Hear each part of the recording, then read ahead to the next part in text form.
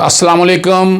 Mohammad Azhar Siddique Irfan Hashmi official के साथ हाजिर खिदमत है। बड़ी डिटेल डिस्कशन के साथ इरफान हाशमी से के 2-3 इश्यूज़ हैं जिन पर बात करना बहुत ज़रूरी है। एक तो ख़ास तौर पर पीडीएम का धड़म तख्ता या 40वां, ये बड़ी डिटेल में बात हमने आपस में की थी। एएनपी आपके सामने है, बड़ा वाज़ेह तौर पर निकल गई थी, सारे ओहदे छोड़ दिए थे। तो सवाल बड़े उठा रहे थे लोग कि पीपल्स पार्टी ने क्यों नहीं छोड़े। तो उस वक्त कहा गया था कि पीपल्स पार्टी भी बहुत जल्द ओहदे छोड़ देगी। आज बड़े ड्रामाई अंदाज में बिलावल भुट्टो ने सीईसी की मीटिंग के अंदर जो शोकाज दिया था, शोकाज, ये शोबाज नहीं मैं कह रहा, शोकाज दिया था, वो फाड़ दिया उन्होंने, टुकड़े टुकड़े कर दिया और औकात याद दिला दी कि आप लोग कौन हैं जो हम इतनी बड़ी पार्टी को इस तरह के शोकाज नोटिस जारी कर रहे हैं। इस पर रद्द अमल आया कि जो मर्जी कहते रहे, लेकिन एक कानूनी और आईनी बात हमने आपके सामने डिस्कस की थी और ये कहा था कि पीडीएम कोई सियासी जमात के तौर पर, पॉलिटिकल पार्टी के तौर पर इलेक्शन कमीशन के सामने रजिस्टर्ड ना है, ना ही ये कोई एसोसिएशन पर्सन है, कानूनी पोजीशन, ना ही ये प्राइवेट लिमिटेड कंपनी है, ना ही रजिस्टर्ड फर्म है।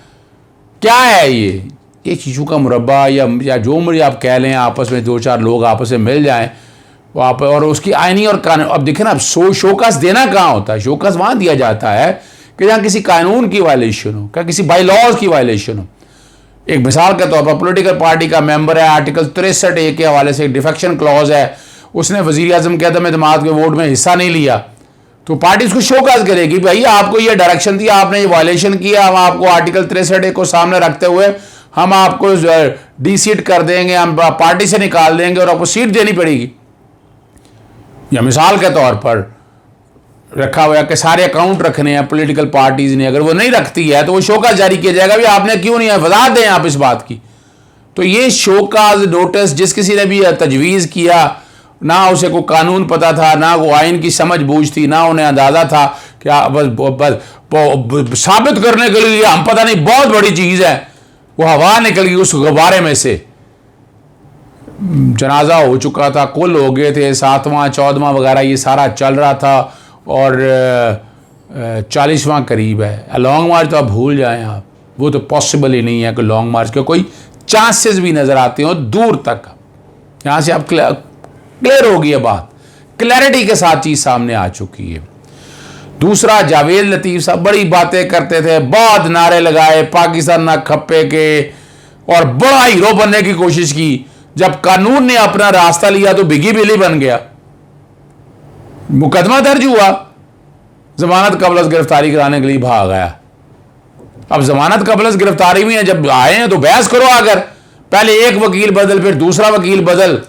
आज अदालत ने रखा हुआ था कि आए अगर बहस करें सारे मामले पर, कोर्ट में आकर बहस करें आप, तो वो वहाँ पर बहस की बजाय आज एक medical certificate district hospital Sheikhupura से एक मेडिकल सर्टिफिकेट भेज दिया कि गला ठीक नहीं है यार, गालिबन कोविड हुआ है। मजाक नहीं उड़ाना चाहता, किसी बीमारी का नाम है, मजाक उड़ाना चाहिए किसी की बीमारी के। अल्लाह ताला ज़िंदगी और सेहत दे अगर कोई ऐसी बात है, लेकिन बेल के लिए ज़रूरी नहीं है, हाजिरी ज़रूरी होती है बेल पर। अदालत एग्जम्पशन दे सकती है, एग्जम्पशन अदालत ने दे दी, लेकिन अदालत मेरिट पे फैसला भी कर सकती है, मुल्ज़िम को नामौजूद हो एग्जम्पशन देकर फैसला कर सकती है। तो वो डर और खौफ से कि कहीं ज़मानत ना खारिज हो जाए, फिर वही जत्थे का जत्था कोर्ट के अंदर लेके आना। अदालत ने भरहमी का इजहार किया कि वो भी इस सारे मामले में पहले कोविड से गुजर चुके हैं, तो आप फिर यहाँ बंदे ले आते हैं। फिर तजवीज़ भी दी उन्होंने कि जाएँ जाकर आप भी सारा कोविड का इलाज कराएँ, कोविड से टेस्ट कराएं, आप जाकर PCR कराएं, जाके पता चल सके आपको।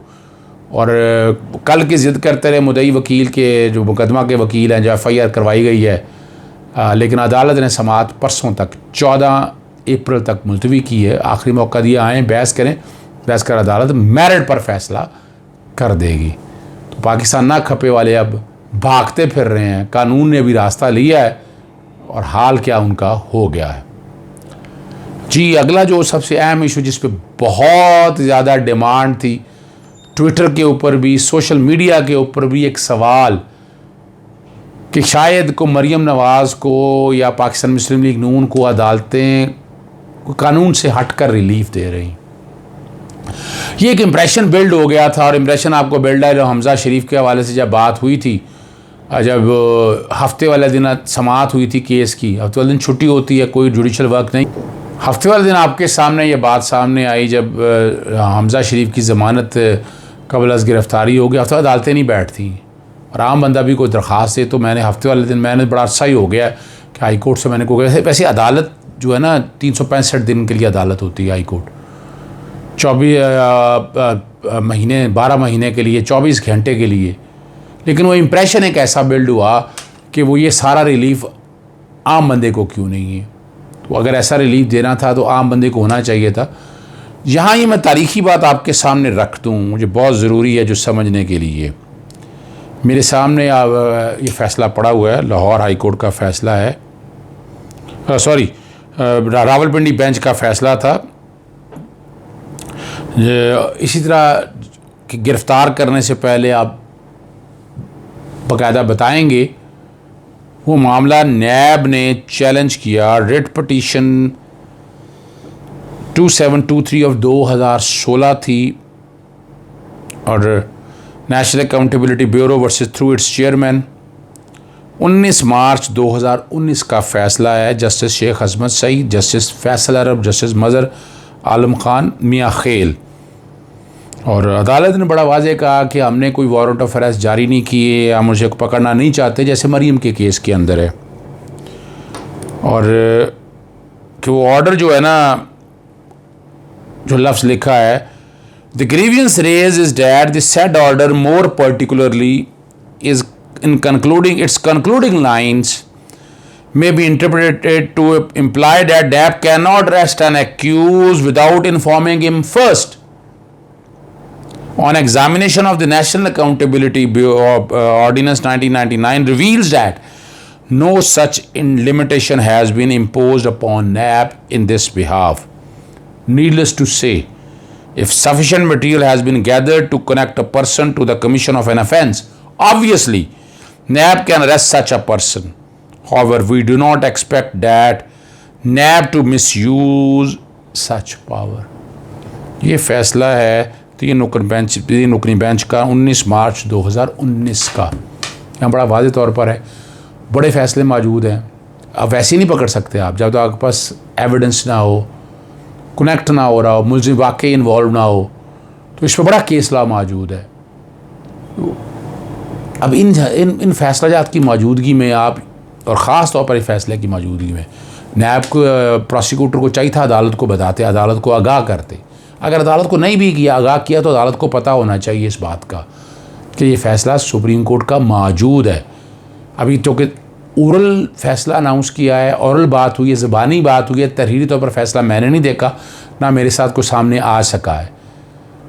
इस फैसले की मौजूदगी में नैब ऐसा कोई जो कोर्ट है ना, ऐसा फ़ैसला नहीं दे सकते कि पहले आपको बताना है। आर्टिकल 189 की वायलेशन होगी। आर्टिकल 189 कहता है कि हाई सुप्रीम कोर्ट के जितने भी फ़ैसले हैं वो मताहत अदलिया पर पाबंद होंगे, उन्हें मानना है, उन्हें इम्प्लीमेंट करना है उस कॉन्टेक्स्ट में।